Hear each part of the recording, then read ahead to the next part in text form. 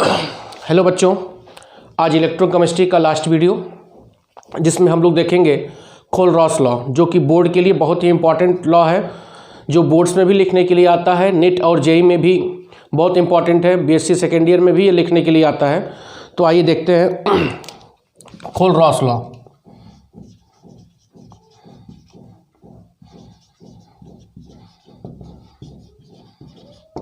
खोल-रॉस law, KHOLRAUSCH', ठीक है। इसको और क्या बोल सकते हैं?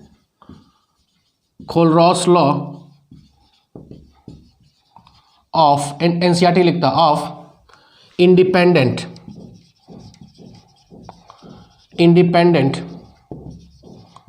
Migration of ion.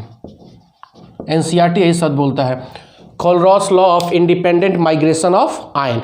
Ion independent, हर आयन की इंडिपेंडेंट कंडक्टिविटी की बात करेंगे, ठीक है। क्या ये कहता है? According to this law,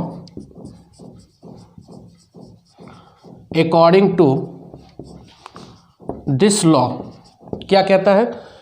at infinite dilution, यह सारे जितने शब्द मैं बोल रहा हूं इनफाइनाइट डायलूशन, प्रीवियस वीडियो में बताया हूं। Eight infinite dilution when dissociation of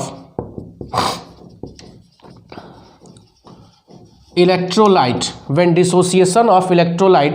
complete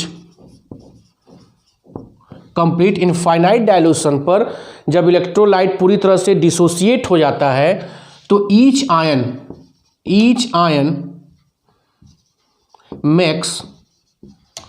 makes definite contribution, each ion makes definite contribution किसकी तरफ? towards molar conductivity of electrolyte। इस नियम के अनुसार इनफाइनाइट डायलूशन पर जब डिसोसिएशन कंप्लीट हो जाता है तो डिसोसिएशन कंप्लीट होने के बाद जितने भी कैटायन और एनायन होते हैं उनकी क्या होती है? मोलर कंडक्टिविटी होती है, और उनके मोलर कंडक्टिविटी को हम ऐड करेंगे। कैसे? देखो, molar conductivity at infinite dilution is equal to lambda of cation plus lambda of anion, ठीक है। यह लैम्डा क्या है? इनफाइनाइट डायलूशन है यह लैम्डा क्या है? ये तो मोलर कंडक्टिविटी हो गया, यह हो गया molar conductivity of cation. Lambda minus मतलब क्या होगा? ये इनफाइनाइट डायलूशन, ये मतलब समझ लो ना, मोलर कंडक्टिविटी ऑफ कैटायन, ठीक है। तो डिसोसिएशन कंप्लीट होने के बाद जो कैटायन की मोलर कंडक्टिविटी होगी, जो एनायन की होगी, उसी को हम ऐड कर देंगे तो निकल जाएगा molar conductivity at infinite dilution. इसी को क्या बोला गया? Kohlrausch law. अगर मान लो F mu plus is equal to number of cation, इसको म्यू लिखते हैं, ठीक है। म्यू प्लस को बोल रहे हैं नंबर ऑफ कैटायन, और म्यू माइनस को लिख रहे हैं नंबर ऑफ एनायन। क्या लिख रहे हैं? Number of anion. तो इस कंडीशन में क्या होगा? Molar conductivity is equal to number of cation into molar conductivity of cation plus number of anion into molar conductivity of anion. यही दोनों क्या हो गया? खोल-रॉस लॉ, ठीक है। तो according to this law, at infinite dilution when dissociation of electrolyte complete, each ion makes a definite contribution towards molar conductivity of electrolyte, ठीक है। पॉज करके छापो, मिटा रहा हूं मैं।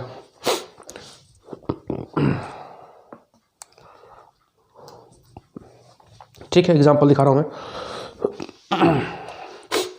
मिटाओ, पॉज करके लिख लेना। ये बोर्ड में आता है और काफ़ी इंपॉर्टेंट टॉपिक है ये।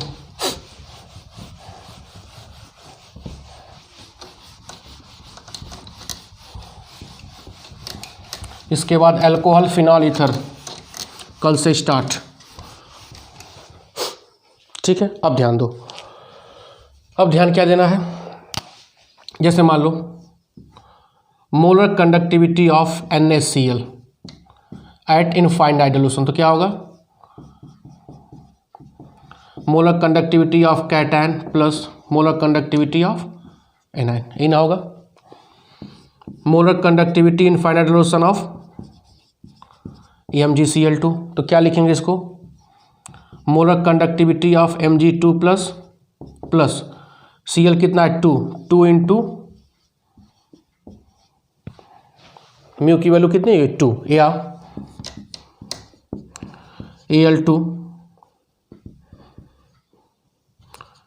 Al2 SO4 का होल थ्राइस। एल्युमिनियम सल्फेट क्या लिखेंगे, एल्युमिनियम कितना है 2 लैम्डा Al पे 3 प्लस इनफाइनाइट प्लस सल्फेट कितना है 3 इंटू लैम्डा SO4 पे 2 माइनस इनफाइनाइट। समझ में आ रहा है। तो किसी भी इलेक्ट्रोलाइट का आप इस तरह आप खरलॉस लॉ के आधार पर लिख सकते हैं। अरे कैटायन की मोलर कंडक्टिविटी प्लस एनायन की मोलर कंडक्टिविटी, और यह संख्या जितना होगा उसके पहले उस संख्या का क्या कर देंगे मल्टीप्लाई कर देंगे। ठीक है, ये हो गया खरलॉस लॉ। अब हम देखेंगे खरलॉस लॉ का एप्लीकेशन, क्या उसका देखना हमको एप्लीकेशन ऑफ खरलॉस लॉ। ठीक है, ध्यान दो, एप्लीकेशन पे ही सवाल ज़्यादा आता है नीट में। देखो, इससे पहले मैं बताया था वीक इलेक्ट्रोलाइट और स्ट्रॉन्ग इलेक्ट्रोलाइट की मोलर कंडक्टिविटी। तो मैंने जब ग्राफ प्लॉट किया था, ध्यान देना, तो हेडिंग जो होगा, हेडिंग डालेंगे एप्लीकेशन ऑफ खरलॉस RAUSCH खरलॉस लॉ। ठीक है, बहुत से एप्लीकेशन से पहला देखेंगे कैलकुलेशन, सब NCERT है, कैलकुलेशन ऑफ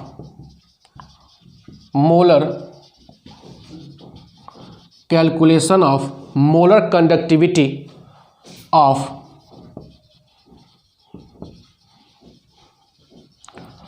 वीक इलेक्ट्रोलाइट। ठीक है, खरलॉस लॉ से हम मोलर कंडक्टिविटी किसका ज्ञात करेंगे, वीक इलेक्ट्रोलाइट का। तो पिछले वीडियो में आपने देखा था, मैंने ग्राफ प्लॉट किया था इस तरह, यह स्ट्रॉन्ग इलेक्ट्रोलाइट का था और यह क्या था वीक इलेक्ट्रोलाइट का। तो वीक इलेक्ट्रोलाइट पर यहाँ पर कहीं कहीं भी इंटरसेप्ट हमको नहीं मिल रहा था, तो यहाँ पर हम मोलर कंडक्टिविटी वीक इलेक्ट्रोलाइट का कैलकुलेट नहीं कर पा रहे थे। यहाँ पे हम इसका weak electrolyte lambda m infinite मिल रहा था, मतलब स्ट्रॉन्ग इलेक्ट्रोलाइट की हम मोलर कंडक्टिविटी आसानी से क्या करते हैं कैलकुलेट कर लेते हैं, लेकिन वीक इलेक्ट्रोलाइट की नहीं कर पा रहे थे। तो उस समस्या को समाधान करने के लिए खरलॉस ने क्या दिया, अपना नियम दिया, और उसी नियम का उपयोग करके हम वीक इलेक्ट्रोलाइट का मोलर कंडक्टिविटी क्या करेंगे कैलकुलेट करेंगे। ध्यान दो कैसे होता है। अब जैसे मान लो एसिटिक एसिड है, वीक इलेक्ट्रोलाइट है, यह क्या हो गया एसिटिक एसिड, जो क्या है वीक इलेक्ट्रोलाइट। ठीक है, अब इसका हमको मोलर कंडक्टिविटी ज्ञात करना है। तो याद रखो, जब भी वीक इलेक्ट्रोलाइट की हमको मोलर कंडक्टिविटी को ज्ञात करना होगा, फाइंड करना होगा, तो उसमें हम ऐड करेंगे स्ट्रॉन्ग इलेक्ट्रोलाइट। क्या ऐड करेंगे स्ट्रॉन्ग इलेक्ट्रोलाइट। ठीक है, अब मान लो हम एडेड कर रहे हैं, added strong electrolyte such as HCl and NaCl। क्या ऐड कर रहे हैं such as HCl and NaCl। अब ध्यान दो, अब इसका अगर हमको लिखना हो CH3COH, तो क्या हो जाएगा lambda CH3CO minus plus lambda H plus होगा, कंप्लीटली डिसोसिएट नहीं होगा, तो वीक इलेक्ट्रोलाइट है। इसमें हमने क्या क्या ऐड किया HCl ऐड किया और NaCl। इसकी मोलर कंडक्टिविटी हम फाइंड कर सकते हैं, क्योंकि यह क्या है स्ट्रॉन्ग इलेक्ट्रोलाइट है। तो इसका लिखो HCl क्या लिखेंगे lambda H plus plus lambda Cl minus लिखेंगे। फिर NaCl का लैम्डा NaCl क्या लिख सकते हैं lambda Na plus plus lambda Cl minus. ठीक है, यहाँ पर HCl ऐड की हो, या यहाँ पर ले लो क्योंकि एसिटिक एसिड है तो आप यहाँ पर ले सकते हैं सोडियम एसीटेट। क्या ले सकते हैं? Sodium acetate. ऐसा हमको इलेक्ट्रोलाइट लेना है जिससे हमको एसिटिक एसिड प्राप्त हो जाए, तो यहाँ पर हम लेंगे सोडियम एसीटेट CH3CONA। तो यहाँ पर क्या हो जाएगा, एक मिनट गलती हो गया था, CH3CO माइनस और यहाँ पर Na+। ठीक है, तो हम दो स्ट्रॉन्ग इलेक्ट्रोलाइट लिए हैं, एक HCl लिए हैं, क्या दिए हैं? Sodium acetate. अब हमको ऐसा रिएक्शन बनाना है कि जैसे देखो CH3CONA अब प्लस HCl लें तो क्या हो जाएगा कि हमको एसिटिक एसिड प्राप्त हो जाए, हमको एसिटिक एसिड प्राप्त हो जाए। देखो lambda CH3COH is equal to कैसे प्राप्त होगा, ध्यान देना, lambda CH3CONA plus lambda HCl। तो यहाँ से Na और Cl निकल जाएगा। देखो यार, यहाँ से Na और Cl निकल गया तो CH3COH बचेगा। इसकी वैल्यू पता है, इसकी वैल्यू पता है, इसकी वैल्यू पता है क्योंकि स्ट्रॉन्ग इलेक्ट्रोलाइट है। तो क्या लिख सकते हैं? CH3COH इज इक्वल टू, इसको क्या लिख सकते हैं बताओ, lambda CH3CO minus plus lambda Na plus, बोलो अब plus lambda H plus lambda Cl minus minus lambda Na plus lambda Cl minus. Clear हो रहा है? अरे बेटा यहाँ से Na प्लस और Cl माइनस निकल जाएगा, इस सब की वैल्यू दी जाएगी ना सब आयंस की, तो यह रखोगे सब वैल्यू इस तरह रखेंगे, पुट करेंगे आसानी से, सबकी वैल्यू पुट करेंगे तो इसका निकल नहीं जाएगा। क्लियर हो रहा नहीं हो रहा है? मतलब वीक इलेक्ट्रोलाइट का जब भी हमको कैलकुलेट करना होगा तो हमको उसमें क्या ऐड करना पड़ेगा? Strong electrolyte. स्ट्रॉन्ग इलेक्ट्रोलाइट देखो एकदम बहुत सिंपल है यार। स्ट्रॉन्ग इलेक्ट्रोलाइट, इसकी वैल्यू दी जाएगी, इसकी वैल्यू दी जाएगी, इसमें से यह वैल्यू घटाओगे तो NaCl का निकल जाएगा, NaCl निकलेगा ना, तो जो भी वैल्यू इज इक्वल टू आएगी वो क्या होगी? वीक इलेक्ट्रोलाइट की मोलर कंडक्टिविटी होगी। तो मतलब स्ट्रॉन्ग इलेक्ट्रोलाइट की सहायता से हम वीक इलेक्ट्रोलाइट की मोलर कंडक्टिविटी क्या कर सकते हैं? ज्ञात कर सकते हैं। क्लियर हो रहा है? वही NaCl में पहले लिख दिया था। ये समझ में आ रहा है? बोलो। अब देखो दूसरा एप्लीकेशन क्या है, इसको पॉज करके छापो।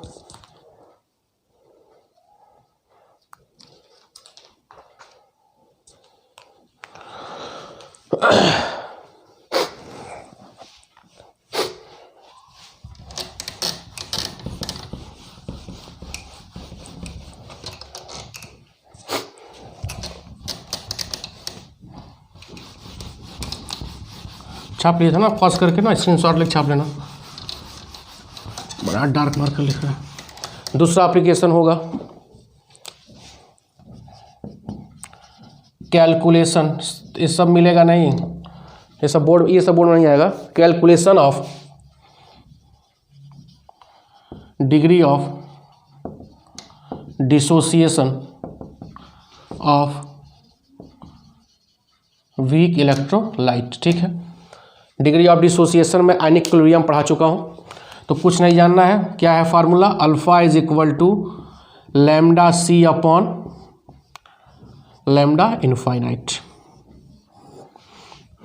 लैम्डा की ये अल्फा इज इक्वल टू क्या होगा? डिग्री ऑफ डिसोसिएशन, क्या हो जाएगा? डिग्री ऑफ डिसोसिएशन, यह लैम्डा C होगा molar conductivity at any concentration, जो भी वैल्यू दिया जाए एट एनी कंसंट्रेशन, और लैम्डा इनफाइनाइट मतलब क्या होगा? यहाँ हम लगा लो molar conductivity at infinite dilution. तो यह दोनों वैल्यू पुट करोगे तो क्या निकल जाएगा? वीक इलेक्ट्रोलाइट का डिग्री ऑफ डिसोसिएशन। ये सब जेईई मेंस में या नीट में एक नंबर का सवाल खट से हो जाएगा। ठीक है, इसको छापो।